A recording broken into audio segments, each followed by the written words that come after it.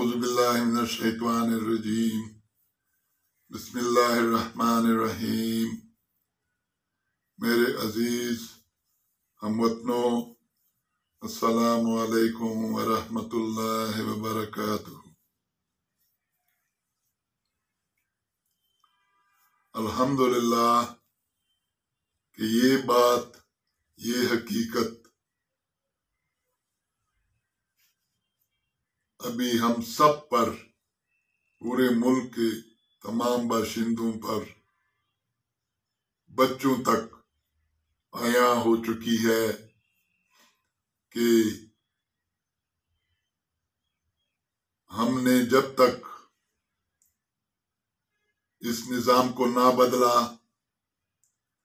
اور اپنا نظام نہ لایا تو ہم جس طرح خوار ہو چکے ہیں مزید خوار ہوتے چلے جائیں گے۔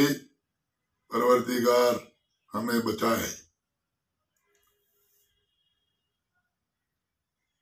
میں سوچتا ہوں کہ جب ہم تمام اس نتیجے پر پہنچ چکے ہیں کہ یہ ملک جس نظام کے لیے بنا تھا، جس مقصد کے لیے بنا تھا،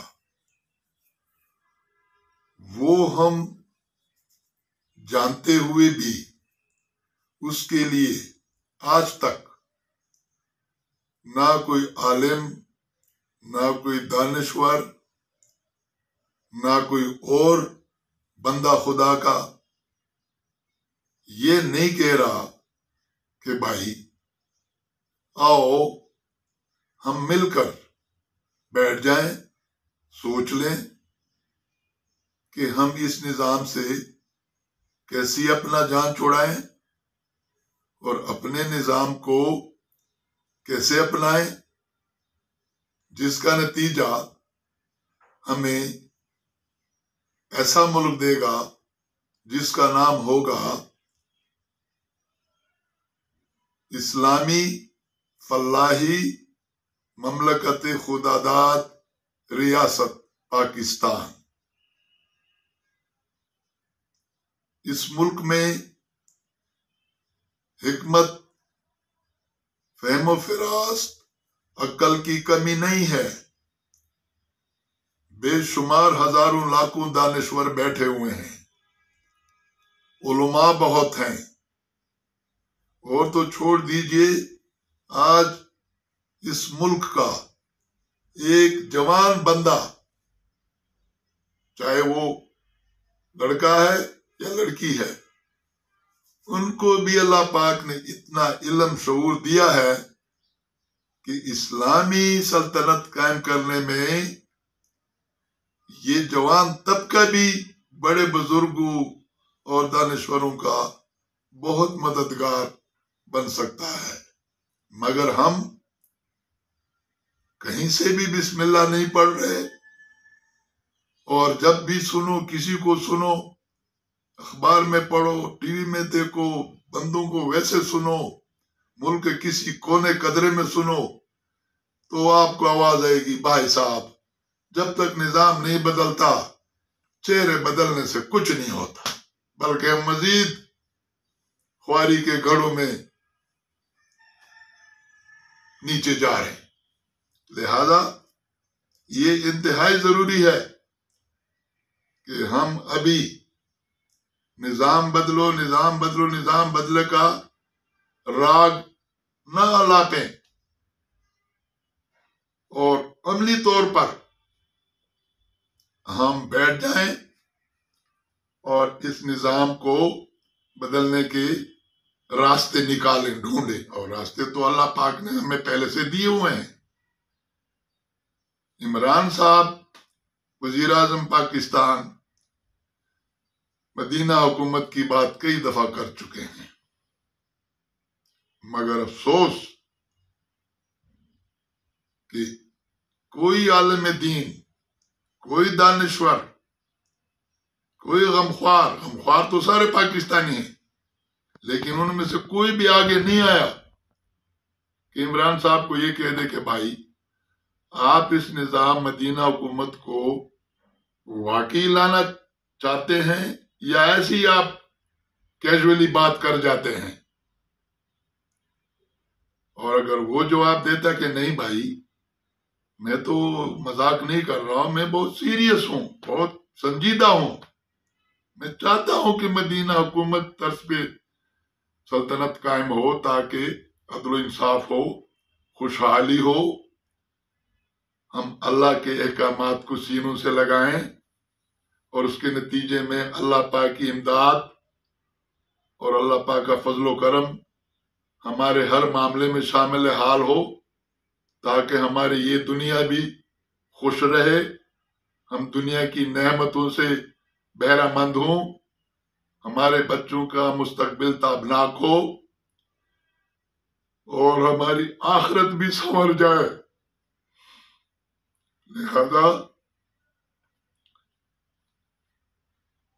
میں آپ سب سے گزارش کرتا ہوں کہ میں ایک گنہگار بندہ ہوں، کچھ تھوڑا بہت میں نے اس پہ غور کیا ہے کافی عرصے سے، مگر یہ ایک آدمی کا کام نہیں ہے. پیغمبر ایک ہوتا تھا، وہ اللہ سے ڈائریکٹلی علم حاصل کرتا تھا اور آگے سوسائٹی کو دیتا تھا. اب وہ نہیں ہے.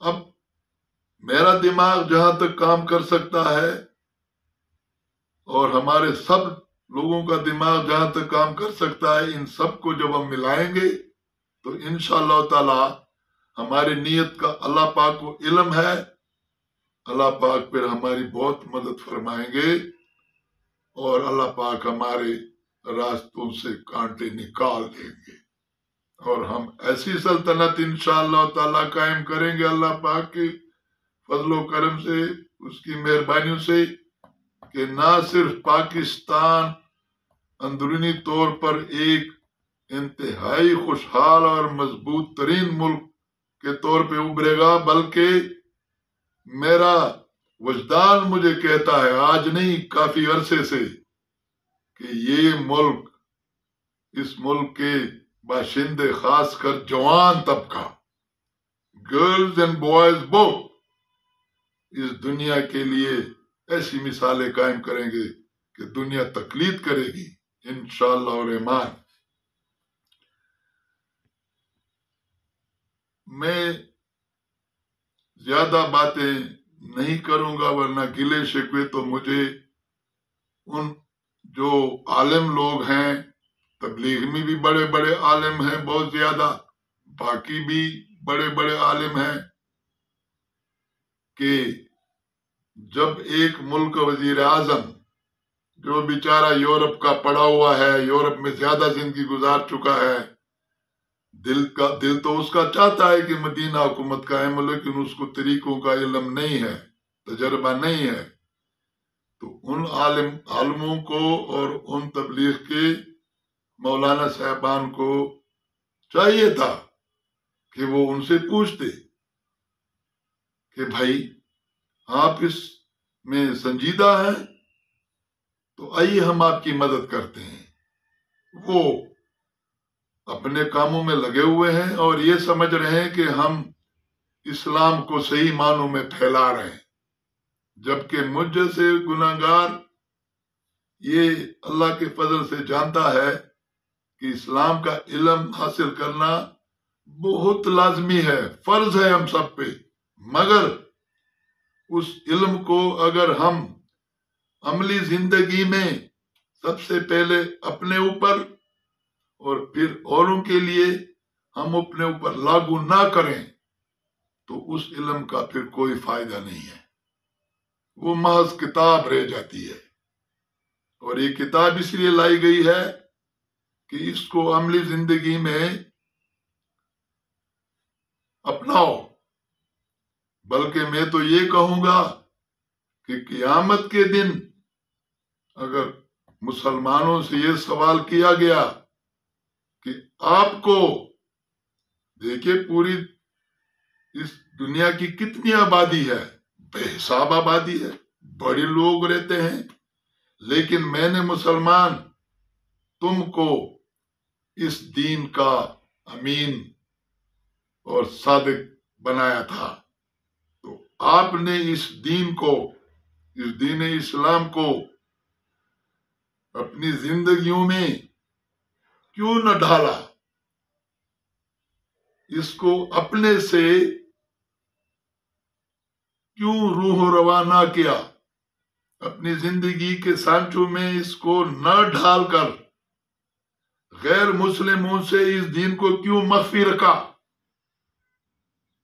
تو مسلمان کیا جواب دے گا؟ جواب کوئی نہیں ہے.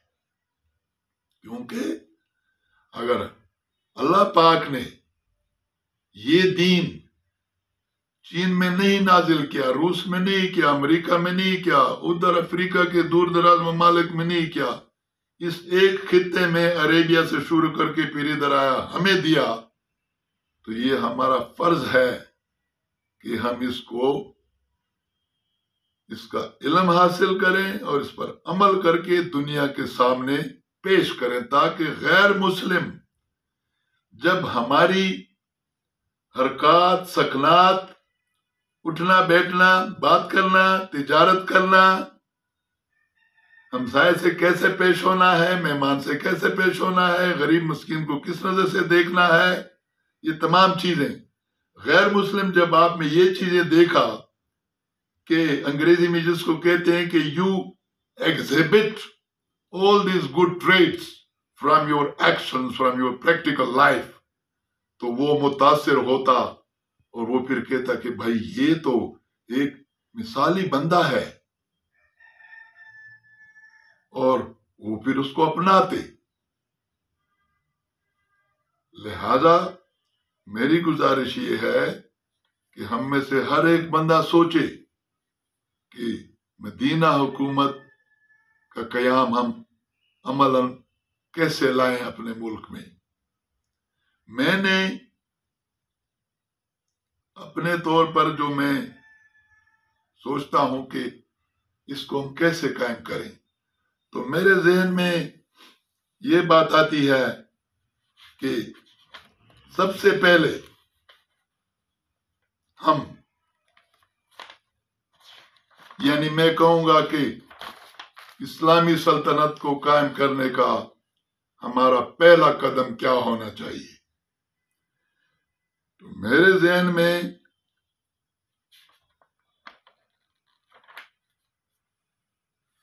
پہلا قدم جو آتا ہے وہ یہ ہے کہ ہم بیت المال قائم کریں پورے ملک میں، اور وہ بیت المال اس طرز پہ قائم ہوں جس طرز پہ رسول پاک محمد مصطفیٰ صلی اللہ علیہ وسلم نے قائم کیے تھے، اور ان کے بعد خلفائے راشدین کے زمانے میں اسی پیٹرن پہ چلے. اور کتنی غربت تھی اس وقت ان علاقوں میں، مگر بیت المال جو قائم ہوا، بیت المال کیا تھا اس وقت؟ اتنی دولت، اتنی اشیاء تو نہیں تھی، مگر کیا ہے، رسول پاک تشریف فرما ہے، اصحاب بیٹھے ہوئے ہیں، دیکھتے ہیں تو کچھ بھی نہیں، مگر آدھا گھنٹہ نہیں گزرا کہ ادھر سے کاروان نظر آیا اونٹوں کا. بھائی اس پہ کیا لدا ہوا ہے؟ کھجوریں لدی ہوئی ہیں. وہ پہنچ کر کاروان کا مالک کہتا ہے کہ بھائی 10 اونٹ پہ 20 اونٹوں پہ جو کھجوریں لدی ہیں بھائی وہ آپ کی ہیں. تو جناب فوراً کھجوریں آئی، رسول پاک نے اپنے مبارک ہاتھوں سے اصحاب سے تقسیم کرنا شروع کی. دودر دیکھتے ہیں تو جناب والا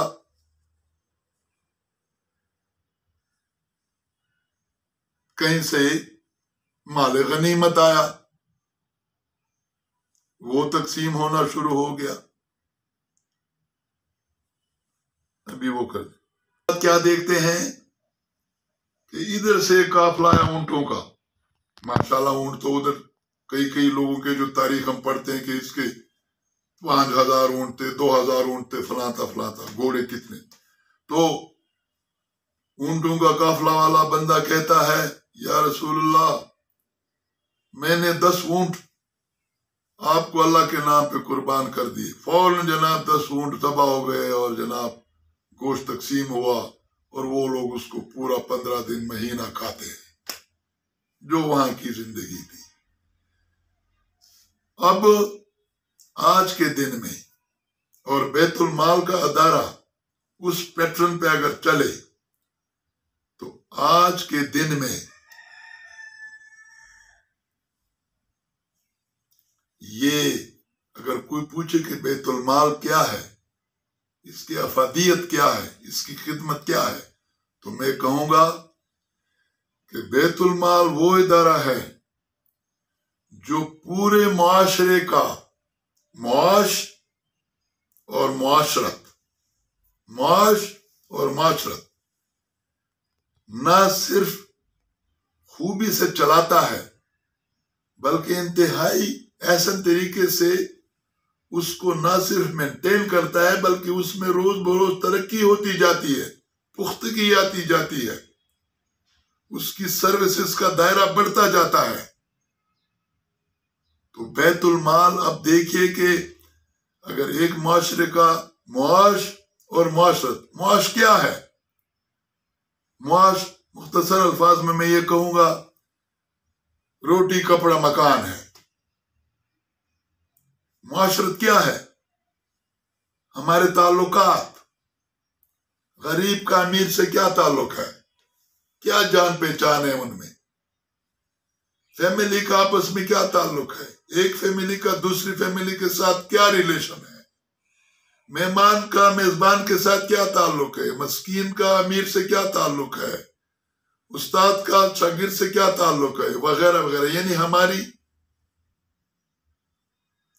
मुआशरत आप समझते हैं। तो बैतुल माल वो अदारा है कि वो आपके रोटी कपड़ा मकान का भी बंदोबस्त करता है और उसके नतीजे में अगर वो इंसाफ से हो तो वो इंसाफ बैतुल माल का रास्ता खुद देगा इंशाअल्लाह रहमान। तो आपकी माशरत भी बेहतरीन होगी इंशाअल्लाह। तो जब आपका मुआश और माशरत का मसला हल हो जाए बैतुल माल के जरिए तो आप तो समझ लीजिए कि भाई आप तो तरक्की के मैदान में, इंसानियत के मैदान में बहुत पुख्ता पेडेस्टल पर पांव रख के आप सफर पे निकल गए। लिहाजा हाँ, मैं ये कहूंगा कि बैतुल माल को उस पैटर्न पे चलाएंगे जो रसूल पाक ने हमें मुतारिफ कराया है। एक चीज है कि बैतुल माल में उस पैटर्न को रखते हुए हम उसमें अच्छी चीजें जमा कर सकते हैं, उसमें अच्छी चीजें डाल सकते हैं। मिसाल के तौर पर मैंने अपने तौर पर यह सोचा है कि भाई हम इसमें पहली अच्छी चीज तो हम ये डालेंगे इंशाअल्लाह ताला कि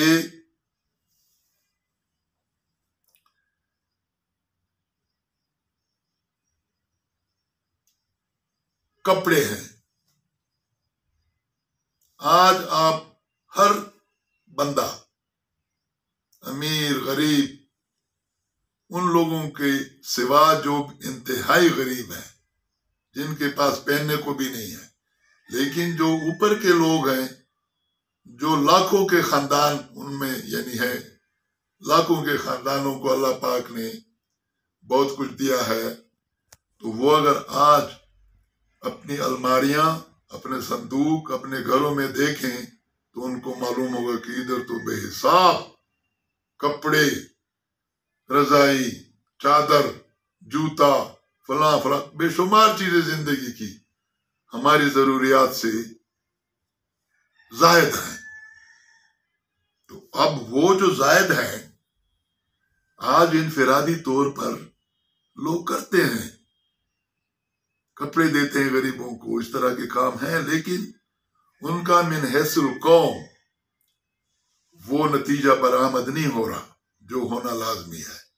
تو اس میں کپڑوں کا یہاں پہ میں تفصیل میں نہیں جاؤں گا، مگر اتنا اشارہ ہونا چاہیے کہ بھائی ہم شعبان کے مہینے میں تمام گھرانے پاکستان کے اپنے سے زائد کپڑے نکال کر ان کو دھو کر ان کو استری کر کے ان کو پیک کر کے، کیونکہ بیت المال میں ایسا انتظام ممکن نہیں ہے کہ پورا بیت المال کے لوگوں کے کپڑے آ جائیں اور وہاں پر وہ دھو لیں، وہ طریقہ نہیں، وہ گھر سے یہ ہوگا، اس پہ باقاعدہ جنس لکھا ہوگا، بچہ بچی خاتون اور مرد، تاکہ بیت المال والوں کو ان کو رمضان شریف کے پہلے ہفتے سے یہ ان کی تقسیم شروع ہوگی، وہ تقسیم کر سکیں، تاکہ عید پر تمام غریب لوگ بہترین خوبصورت پہن کر ہم ان کو دیکھ سکیں۔ اور یہ تو ہو گیا کپڑوں کا۔ کپڑوں کے اس طرح کرنے سے بڑے فوائد ہیں آپ لوگوں کے، جو دینے والا اس کے فائدے، وہ فائد بعد میں کبھی بات ہوگی۔ دوسرا جو میں نے اس میں ایڈ کیا ہے وہ یہ ہے کہ ہمارا ملک زرعی ملک ہے، دیہاتی بھی ہے بہت زیادہ، تو ہم میں سے اکثریت لوگ گائے بھینس وغیرہ پالتے ہیں، دودھ کے جانور، تو ہزاروں لاکھوں گھرانے ہر صبح دودھ سے مکھن نکالتے ہیں۔ تو میرے نزدیک 6 مکھن اس خاندان کے لیے حلال ہیں، اللہ ان کو اور برکت دے، لیکن 7واں مکھن جمعۃ المبارک کے دن والا وہ ان کا نہیں ہوگا، وہ بیت المال کا ہے۔ اور پھر جب یہ نظام ہم انشاءاللہ تعالی اللہ پاک کے فضل سے رائج ہوگا، تو پھر اس وقت لوگوں میں اتنا شعور آ چکا ہوگا کہ یہ نہیں ہوگا کہ بھئی ایک گھرانہ ایک مکھن اپنا وہ جا کے وہ 6 کلومیٹر دور یا 7-8 کلومیٹر دور بیت المال کے سینٹر میں پہنچائے۔ تو پھر اس وقت یہ ہوگا کہ محلہ کے لوگ ایک دوسرے کو ان کا معلوم ہے، تو پھر وہ محلہ کے لوگ رضاکار خود بخود پیدا ہو جائیں گے، پھر اس میں ینگ بوائز بھی حصہ لیں گے خوشی سے، تو وہ مکھن جمع کریں گے۔ ایک خاتون اپنے بیٹے کو کہے گی بیٹا وہ فلانا ادھر سے وہ، تو وہ جناب محلے کے مکھن محلے کی ایک جگہ میں سب جمع ہو جائیں گے، 50 مکھن ہیں، 20 ہیں، 40 ہیں، 100 ہیں، جتنے بھی ہیں، پھر ادھر ہی ایک ایسا رضاکار کہ اب ایک سے زیادہ نکلیں گے، بھائی یہ سارے مکھن جو ہیں یہ میرے رکشے میں یا موٹر کار میں یا اس میں ڈالو، میں پہنچاؤں گا بیت المال سینٹر۔ اس کے ذہن میں یہ ہوگا کہ اللہ پاک کی رضا کا کام ہے، اللہ پاک کے غریب لوگوں کے لیے ہم یہ لے جا رہے ہیں، تو اللہ پاک کی رضا کے لیے یہ ثواب میرے حصے میں ہے تو میں لے جاؤں گا۔ تو آپ خود سوچئے کہ اس ملک میں ایسے لوگ بے شمار ہیں، لاکھوں کی تعداد میں، کہ جنہوں نے مکھن کا نام تو سنا ہوگا، کچھ شاید کبھی کبھار کھایا بھی ہوگا، لیکن میرا وجدان کہتا ہے کہ جی بھر کے کسی نے بھی نہیں کھایا غرباء میں سے۔ تو آپ سوچئے کہ جب اور مکھن اتنا جمع ہوگا کہ ادھر ہمیں بیرل کے بیرل رکھنے پڑیں گے، اور پھر وہ بیرل جب ان میں تقسیم ہوں گے غریبوں میں، اور وہ غریب ایک بوڑھا آدمی 70-80-90 سال کا، اس کی بوڑھی بیچاری گرل فرینڈ، اس کے 1-2 پوتے ہیں، میرا بیٹا فلاں جگہ بیمار ہو گیا، فلانے جنگ میں شہید ہو گیا، اور یہ میں ہوں، یہ میری بڈڑی ہے، تو میرے یہ 2-3 پوتے ہیں۔ تو جب شام کو وہ اس مکھن میں جی بھر کے کھائیں گے، تو پھر وہ آسمان کی طرف جب دیکھیں گے تو اللہ پاک ان کی سنے گا، مکھن کے بغیر بھی ان کی سنتا ہے، لیکن وہ پھر دعا کریں گے یا اللہ یہ ہمارے ملک کے لوگ ہیں، میں ان کو جانتا بھی نہیں ہوں. یہاں ایک جوان بندہ آ جاتا ہے اور ہمیں یہ دے جاتا ہے. ماہوار میں ادھر بیت المال سینٹر نہیں جا سکتا ہوں، بوڑھا ہوں، آمد و رفت کے ذرائع نہیں ہے. ایک جوان آ جاتا ہے، ہر مہینے کی پہلی دوسری تاریخ کو پورے مہینے کا راشن ڈال دیتا ہے. تو پھر میاں، اور اس کا کام بھی یہ نہیں کہ وہ صبح سے شام تک روئے کہ صبح کا روٹی تو محلے والے نے دے دی، شام کی روٹی میرے پوتوں کو کہاں سے آئے گی، سارا دن اس غم میں گزارے. وہ پھر کیا کرے گا؟ وہ اس کی بوڑھی، وہ پھر دونوں اس چیز سے بے نیاز ہو کر ایک سوئی سے اللہ کی یاد میں لگ جائیں گے. اور جب وہ یاد میں لگ جائیں گے تو پھر دیکھنا کہ اس کا اثر کہاں کہاں تک جاتا ہے، اور آپ کے کون سے مسائل ایسے حل ہوں کہ آپ کو حیرانگی ہوگی کہ یہ کہاں سے فرشتے آئے جو یہ کام سدھر گیا. لہذا یہ پہلا قدم ہے. اور میں بے نظیر مرحومہ، اللہ ان کو بخشے، جنت دے، بہت بہت، انہوں نے بھی کارڈ شروع کیا تھا، اور عمران صاحب بھی اب کارڈ میں لگ گئے. میں کہتا ہوں کہ کارڈ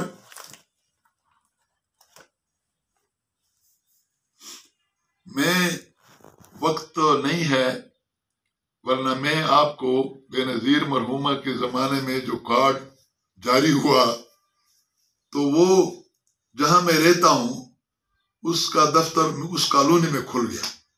میں نے وہاں بڑی جمع ایک صبح میں نے پوچھا کیا ہے، کہتا ہے جی یہ کارڈ بن گئے کہ یہاں سے تو پھر ہم کو سب کچھ ملے گا. میں نے کہا بہت اچھا. اب ایک دن 2 دن عوام بڑھ رہی ہے، 2-4 دن کے بعد وہاں کھوکے لگ گئے، چاول پک رہا ہے، سگریٹ بک رہا ہے، چائے بن رہی ہے، عوام کی تعداد بڑھ رہی ہے، بڈھے بڈھیاں تو یہ تو وہ، کدھر سے آ رہا ہے؟ میں جی وہاں سے آیا. میں حیران ہوں کہ یار یہ ہفتہ ہو گیا، 10 دن ہو گئے، عوام کی تعداد بڑھ رہی ہے پر کارڈ تو کہیں نظر نہیں آ رہا. میں آپ کو کیا بتاؤں کہ کوئی 2-3-4 مہینے وہ میلہ چلتا رہا. تو ایک دن میں نے ایک بندے سے پوچھا، میں کہ یار یہ کیا ہے؟ کہتے جی یہ کارڈ ہے، لیکن ایسا کی کروں، ہم تو ابھی کارڈ کو ملے گا جو ملے گا، تو ہم نے تو جناب جتنی پونجی میرے جیب میں تھی ہم نے تو ادھر چاول کھانے میں خرید لی، اسپینڈ کر دی، اور سگریٹ میٹ ڈبہ لے لیا، کہ پیتے بھی ہیں تھوڑا تھوڑا، تو چائے پی رہا ہے، کوئی کچھ کر رہا ہے. تو نتیجہ کیا ہے؟ اور پھر وہ کارڈ دینے سے پہلے اگر محترمہ نشتر صاحبہ یہ مکمل 100% 99 نہیں 100% وہ ریسرچ کنڈکٹ کرتی کہ یہ لوگ ہیں معاشرے کے سب سے نچلے طبقے والے اور کارڈ ان کا حق ہے، پھر بھی میں کارڈ سے اگری ہو جاتا. حالانکہ اس میں بھی کماتے ہیں، بیکوز کارڈ میں وہ 10,000 12,000 دے رہا ہے. 10-12 ہزار سے اس کنبے کے تمام کام پورے نہیں ہوتے، ایک حد تک ہو جاتے ہیں، لیکن اس کے بعد پھر وہی بیگنگ شروع، پھر وہی مطلب ہے کہ کچھ نہیں ہے. تو وہ کارڈ پتہ نہیں مستحق لوگوں کو کتنے پرسنٹیج مستحق کو ملا ہوگا، ان میں غیر مستحق بھی گھس جاتے ہیں، سفارشیں چلتی ہیں، نظام صحیح نہیں ہے. اس لیے میں کارڈ سسٹم سے متفق کبھی نہیں ہوں. اور سب سے بڑھ کر آپ مجھے بتائیں کہ یہ کارڈ کے پیسے وزیر اعظم صاحب کہاں سے دے رہا ہے؟ یہ آپ کے پیسے ہیں، یہ لوگوں کے پیسے ہیں، ٹیکس دے کے پیسہ جمع ہوتا ہے. وزیر اعظم صاحب اور میڈم نشتر صاحبہ انہی پیسوں سے وہ وظیفہ ماہوار دیتی ہیں. اس کا نتیجہ کیا ہے کہ اس طرح کرنے سے सवाब का जो एलिमेंट है, सवाब, वो मुकम्मल तौर पर निकल जाता है। द बिगेस्ट फ्लॉ, सवाब कुछ नहीं है। अवाम का पैसा कुछ न कुछ हद तक गरीबों तक पहुंच रहा है, लेकिन सवाब नहीं है। नंबर 2 कि इन गरीबों की कफालत हुकूमत के जिम्मे नहीं है। इन गरीबों की मुकम्मल कफालत मुआशरे का काम है, मुआशरे का फर्ज है। और ये भी हमें याद रखना चाहिए, मेरे गयूर हमवतनों, कि अल्लाह पाक ने इन गरीबों को वैसे वैसे पैदा नहीं किया। अल्लाह पाक इन गरीबों को जरदारी साहब और नवाज शरीफ साहब से भी ज्यादा दौलत दे सकता था, हलाल तरीके से, लेकिन ये हमारी आजमाइश के लिए पैदा हुए हैं। अल्लाह पाक देखना चाहता है कि बंदे, तुम तो 58 लाख की कार में घूम रहे हो और जहां से गुजर रहे हो सड़क के किनारे इस बूढ़े को देख रहे हो जिसने हाथ यूं किए हुए कि कोई 5 रुपए डाल देगा इसमें, ताकि मैं अपने यतीमों को कुछ रोटी दाल खरीद कर पहुंचा सकूं। ये इसलिए पैदा हुए हैं। और मैं अर्ज करूं कि एक और चैप्टर है, उसमें ये आएगा ज़कात हम कैसे दें, किस तरह दें। ये हमें जहन में खूब रखना चाहिए कि ज़कात देते वक्त मुसलमान कभी ना सोचे कि ये गरीब है और ये तो मुझसे हर तरह से गरीब है और मैं अफजल हूं और मैं बड़ी चीज हूं। नो, ये अल्लाह पाक को इल्म है कि ज़कात वसूल करने वाले में कितनी ऐसी ऐसी हस्तियां हैं जो अल्लाह पाक को हम अमीरों से बहुत ज्यादा अजीज हैं, बहुत ज्यादा प्यारी हैं। तो हम अमीरों को चाहिए कि ज़कात खैरात देते वक्त, ताकि हमारे बैतुल माल चले, ये जहन नशीन करना होगा कि या परवरदिगार, मैं तेरा लाख लाख शुक्र अदा करता हूं कि तूने मुझे इतनी हिम्मत दी, मौका दिया, कुछ दिया कि मैं आगे गरीबों को दे रहा हूं। और मैं इनसे अफजल नहीं हूं, बल्कि ये लोग अफजल हैं कि जो गरीबी में भी, अभी आप अपने मुल्क के लोगों की अच्छाई का एक एस्पेक्ट यहां देख सकते हैं। आप किसी गरीब को पूछ लें, चाचा, बाबा, मासी, फला फला की हाल है, किस तरह आप हैं, वो जवाब क्या देगा? वो ये देगा, अल्लाह का बड़ा करम है, एहसान है, अल्लाह राजी होवे तो हम राजी हैं, खुश हैं। ये उनकी ईमान की निशानी है। लिहाजा ये जो कार्ड सिस्टम है, इसमें मिली जज्बा कि हम एक हैं, हमारा दुख हमारा सुख मुश्तरक है, कोई गरीब कोई अमीर नहीं है, सब हम एक हैं। कार्ड से मिली जज्बा नहीं उभरेगा, बल्कि शिकायतें होंगी। भाई उसने 2 कार्ड ले लिए, उसने सिफारिश करके मुझसे पहले कार्ड ले लिया, मैं 15 दिन से ख्वार हो रहा हूं, मुझे नहीं मिल रहा, उल्टा शिकायतें। मिली जज्बा कहां से आएगा? जबकि बैतुल माल के निजाम से वो मिली जज्बा उभरेगा कि आप कहेंगे कि जी हमें तो मंजिल ही मिल गई और काम करना ही नहीं है, इधर ही मंजिल मिल गई, इसी एक रास्ते पर चलकर। तो मैं कार्ड सिस्टम नहीं होना चाहिए। We should come back to our origin, and our origin is that Betul माल जिसका इफ्तिताई फीता रसूल पाक ने अपने मुबारक हाथों से काटा है। वो बदबख्त लोग हैं, ला इल्म हो लोग हैं, जो इस मुकद्दस और इंतहाई फायदामंद इदारे को आउटडेटेड और फरसूदा समझते हैं। They have no knowledge, they have no wisdom. अगर उनको अल्लाह पाक हिकमत दे दे, और हिकमत क्या है, मेरे पास कोई इस तरह इल्म का मैं नहीं कर सकता कि मैं बड़ा कोई वो हूँ, मैं एक गुनाहगार बना हूं, लेकिन जहां तक मैं हिकमत को जानता हूं, हिकमत वो दौलत है कि जो आप 1 मिनट के लिए आंखें बंद करके आपको सारी दुनिया नजर आ जाए, वो हिकमत है। और इस्लाम के पैरोकारों का ये खास इनाम है उन पर अल्लाह ताला की जानिब से कि उनको अल्लाह पाक हिकमत दे देता है, और वो एक जगह बैठ के सब कुछ दाएं बाएं देख सकते हैं। और ये हिकमत हमारे हुक्मरान के लिए बहुत जरूरी है, बहुत जरूरी है।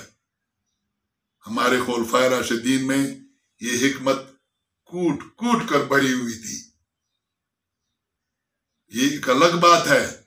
अब मैं ये बात नहीं करूंगा कि खुलफाए राशिदीन का निजाम जो अल्लाह के खास तरीन बंदू ने बनाया था, वो इतने थोड़े अरसे के लिए क्यों चला, जबकि दूसरी जानिब के देखते हैं कि जॉर्ज वाशिंगटन साहब का जो निजाम था, मुआवजा किया जाए हजरत उमर रज़ी अल्लाह तआला अन्हु का और जॉर्ज वाशिंगटन का। जॉर्ज वाशिंगटन अपनी जगह पर बेहिसाब खूबियों के मालिक थे, लेकिन मुआवजे में हजरत उमर का दर्जा और वाशिंगटन के दर्जे में जमीन आसमान का फर्क है। तो सवाल पैदा होता है कि वाशिंगटन साहब ने जो निजाम चलाया है वो 300 साल से चल रहा है फर्स्ट क्लास, ये क्यों फेल हो गया जो खुदा के खास बंदों ने बनाया था? इसमें बहुत बड़ा राज है, और उस राज के ऊपर अभी मैं बात नहीं करूंगा, लेकिन मेरे वजदान के मुताबिक उसमें जो राज है वो बहुत लवली है कि क्यों फेल हो गया, क्यों रुक गया। यजीद के मनहूस के एक ठोकर से वो निजाम दरहम बरहम हो गया। इसमें बहुत बड़ा राज है कि अल्लाह ताला मुसलमानों को इस चीज से क्या सबक देना चाहता था जो कि हम नहीं सीख सके हैं अभी।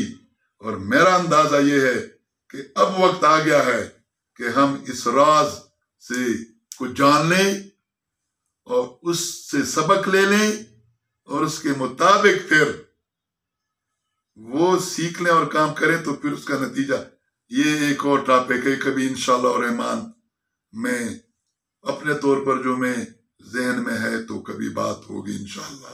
अल्लाह पाक हमारी रहनुमाई फरमाए, अल्लाह पाक हमारी मदद फरमाए, अल्लाह पाक हमारे जहनों में गलत चीज ना डाले, अल्लाह पाक हमारे जहनों में वो इल्म डाल दे जो अल्लाह का इल्म है, जो मोहम्मद मुस्तफ़ा का इल्म है, जो सच्चे सादिक लोगों का इल्म है, वो डाले। तो इंशाल्लाह जब वो होगा तो हमें तमाम, हमारे लिए फिर कोई राज नहीं रहेगा।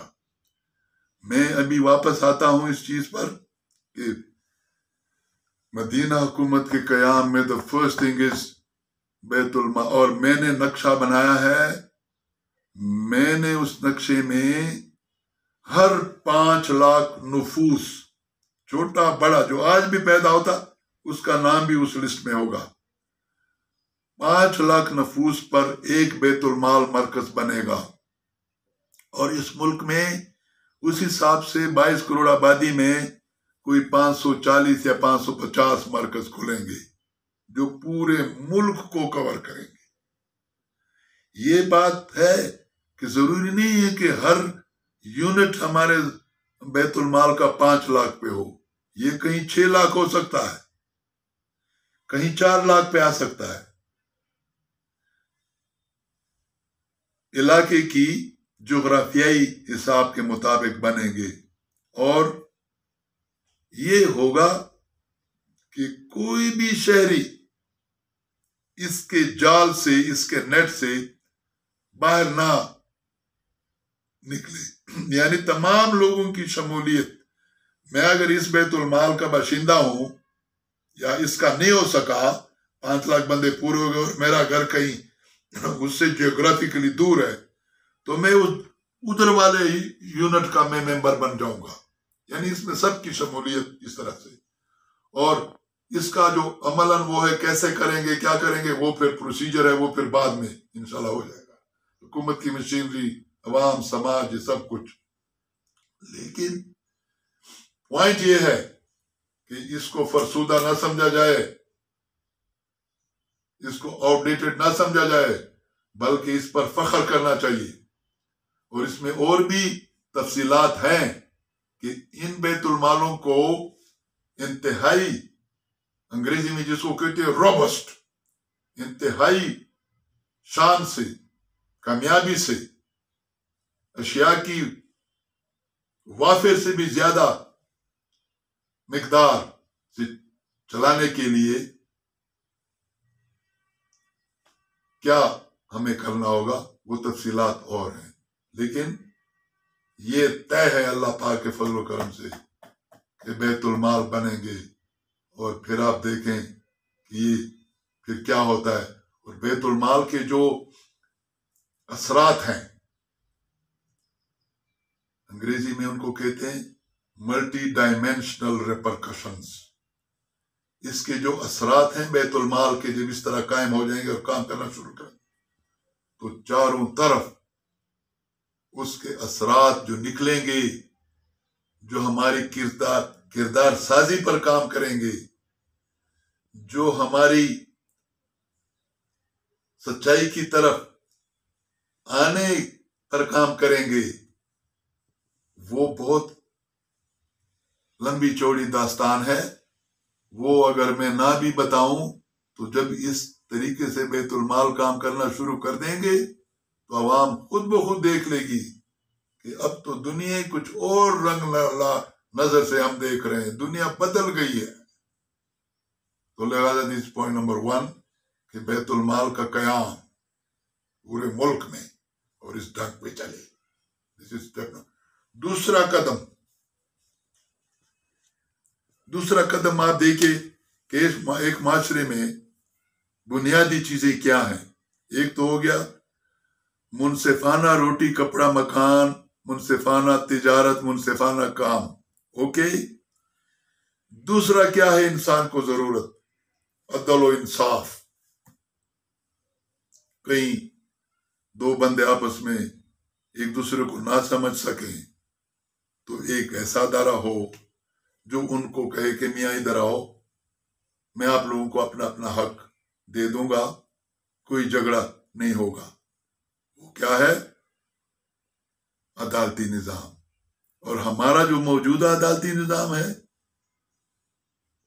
یہ موجودہ نظام کے جسٹس صاحبان اور یہ جج صاحبان وغیرہ اس پر خفا نہ ہوں, ان کو اللہ تعالیٰ اچھی جگہ فٹ کرائے گا انشاءاللہ. لیکن یہ ہے کہ یہ مکمل طور پر فیل ہے, مکمل فیل ہے. یہ ہماری تاریخ سے, ہماری ثقافت سے, ہمارے رسم و رواج سے یہ کسی صورت بھی مطابقت نہیں کھاتا. یہ یورپ امریکہ میں جو سسٹم سیٹ ہوا ہے, ان لوگوں نے بھی صدیاں لے لی اس سسٹم کو پختہ کرنے میں. وہاں یہ کام دے رہا ہے, وہاں کام دے رہا ہے. ہم دیکھ رہے ہیں کہ ٹھیک کام دے رہا ہے, مگر ہمارے پاس یہ فیل ہے. لہذا دوسرا قدم قاضی عدالتیں. قاضی عدالتیں ہوں گی جو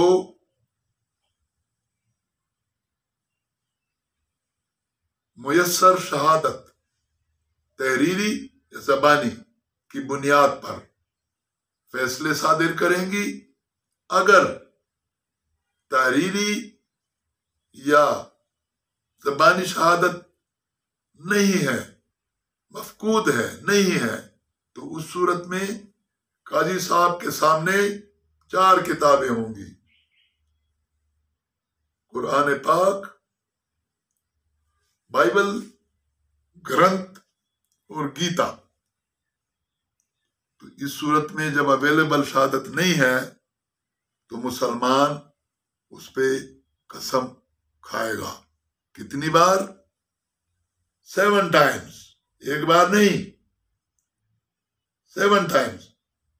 اور میرا وجدان کہتا ہے کہ اگر مسلمان غلط ہے، جھوٹا ہے، تو وہ جب ایک دفعہ اٹھے گا قسم کھائے گا، دوسری دفعہ اٹھے گا قسم کھائے گا، تیسرے قسم پہ وہ کانپنا شروع ہوگا، چوتھے پہ اس کی حالت غیر ہوگی، اور 5ویں پہ پتہ نہیں کیا ہوگا.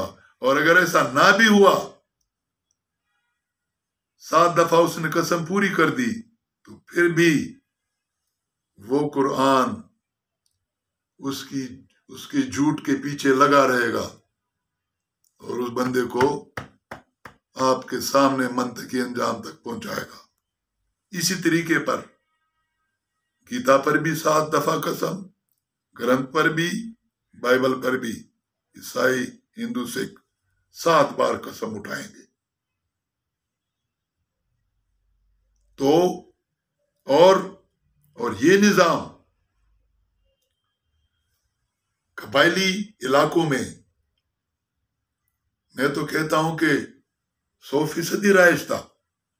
میں نے ان آنکھوں سے دیکھا ہے کہ چھوٹے چھوٹے مسئلے تو 2 گھنٹے بات ہو گئی، وہ جرگہ ہوا آیا، اور 2 گھنٹے بعد سنی طرفین سے، اور 2 گھنٹے کے بعد فیصلہ صادر. And absolutely on the basis of facts, figures اور سچائی سے. چھوٹے مسئلے چھوڑ دیجئے، جہاں پر قتل ہوا، خواتین کا کوئی کیس ہوا، یا کوئی اور ایسی سیریس بات ہوئی، وہ بھی 3 دنوں سے اوپر نہیں لگاتے تھے، اور جناب فیصلہ ہو گیا. اور فیصلہ سب کے سامنے، پورا جرگہ، پوری ٹرائب، پورا قوم سن رہا ہے. بلکہ یہ ہوتا تھا کہ ادھر ایلڈرز بیٹھے ہیں، وہ اس مسئلے پر سوچ و بچار کر رہے ہیں، انفارمیشن کلیکٹ کر رہے ہیں. اس سے ذرا فاصلے پہ ینگ لوگ ڈول کی تاپ پہ، جیسے ہمارا یہ ٹرائبل کا جو ڈول ہے نا، یہ شیولری ہے، یہ شیولری ہے. یہ ایک ایسا میوزک ہے کہ یہ بندے میں طاقت بھرتا ہے. وہ دور ذرا جوان خوب اپنا ٹرائبل ڈانس اور خٹک ڈانس اور وہ خوشیاں مناتے تھے. ایلڈر یہاں بیٹھے ہیں، اور آفٹر نون میں زور کی نماز کے بعد پتہ چلا جی فیصلہ ہو گیا، اللہ امین، سب خوشی خوشی گھر چلے گئے. ٹھیک ہے. آپ کا موجودہ جوڈیشل سسٹم، میں خود شکار ہوا ہوں. ریٹائر 2004 میں ریٹائر ہوا، 2021 تک میں مقدمے لڑ رہا ہوں. حکومت نے ایک پلاٹ دیا کس زمانے میں، وہ بیچ کے ادھر زمین خریدی کہ فیوچر میں اس پر اللہ روزی دے گا. وہ لوگ لے گئے، مجھے مقدمے میں ڈال دیا، بڑا رویا پیٹا، بڑا کیا. لیکن عدالتی نظام نے کہا کہ بچے یہ وہ نظام نہیں ہے، یہاں تمہیں کوئی 14-15 سال from the civil court I went straight away to the supreme court. Property بھی مان رہا تھا میرا مخالف کہ یہ پراپرٹی تیری ہے، لیکن اس پر میں قابض ہوں، اور قبضے کا اتنا ویلیو ہے، فلاں فلاں ہے. سپریم کورٹ تک یہ مسئلہ گیا.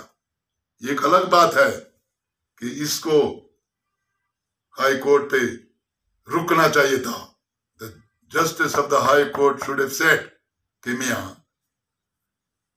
یہ تو اس طرح بات ہے کہ جیسے ایک کالونی میں آپ کو ایک پلاٹ خریدا ہے، پلاٹ نمبر 55، تو میں اس 55 میں چینج کہاں سے لاؤں، جبکہ 5 کا ڈاکومنٹ مستند ہے، حکومت کے مین ریکارڈ میں اس کا ریکارڈ ہے. تو میں یہ تو کریمنل کیسز جائیں اوپر کہ جن کا کوئی وہ نہیں ہے کہ بھئی قتل کس نے کیا، کیسے کیا. They should go to the high court and supreme court. زمین کا تو مائی باپ بورڈ آف ریونیو ہے، تحصیلدار ہے، کمشنر ڈپٹی ہے. جب وہ لوگ سب کہہ رہے ہیں، اور وہ بھی اپنے پیٹ سے نہیں کہہ رہے، ریکارڈ کو دیکھ رہے ہیں کہ بھئی یہ خسرہ نمبر 100 साल पहले फलां का था, फिर इसका हुआ, लीगली उसने खरीदा, फिर इसका हुआ, आज इसने खरीदा है, तो इसमें हम क्या तब्दीली ला सकते हैं, किस बेस पे ला सकते हैं? But any how, board of revenue तक केस जाए, खत्म, दैट शुड बी फाइनल। नहीं, हाई कोर्ट उसमें उंगलियां मारे, सुप्रीम कोर्ट देके इसकी बात। एक तो हमने गैर जरूरी केसेस से हाई कोर्ट सुप्रीम कोर्ट को भर दिया, नतीजतन वो कौमी नोयत के अहम केसेस पर कंसंट्रेट नहीं कर सकती। आपके सामने है, how many cases were enlisted in these courts regarding corruption and anti corruption वगैरह वगैरह, कोई फैसला नहीं आ रहा, क्योंकि ये जज साहिबान इसमें चल रहे हैं कि ये जमीन का कब्जा तारिक साहब का है या पता नहीं उसका है। ओ मियां, leave it to the board of revenue. वहां पर भी तो कोई चरवाहे नहीं बैठे, ट्रेंड लोग हैं, जिम्मेवार लोग हैं, पढ़े लिखे लोग हैं, कानून उनके सामने है, उसको देख के दे डू इट। तो मेरा मतलब ये है कि इतनी लंबी तमहीद तकरीर में इसलिए कर दी जिसमें इन पर एतराजात भी आ गए, लेकिन ये जज साहिबान पर जाती एतराजात नहीं है। अगर जाती होते तो मैं कभी जुर्रत ना करता, लेकिन ये इस सिस्टम पर एतराजात हैं जो सिर्फ मैं नहीं कर रहा हूं। किसी से पूछ लो, वो यही जबान बोलेगा जो मैं बोल रहा हूं। तो दैट मीन्स कि काजी कोर्ट, उलमा, फकी, और वो भी अपने पेट से फैसला नहीं करेंगे, किताब को देख के, शहादत को देख के। तो काजी कोर्ट्स का कयाम, ताकि हम इन कचहरियों में ख्वार जलील ना हो, फैसला फौरी आए और इंसाफ पर मबनी हो, रिश्वत का चक्कर ही ना हो, रिश्वत का स्कोप ही ना हो। तो this is point number 2। Kadam number 2, तीसरा कदम जो है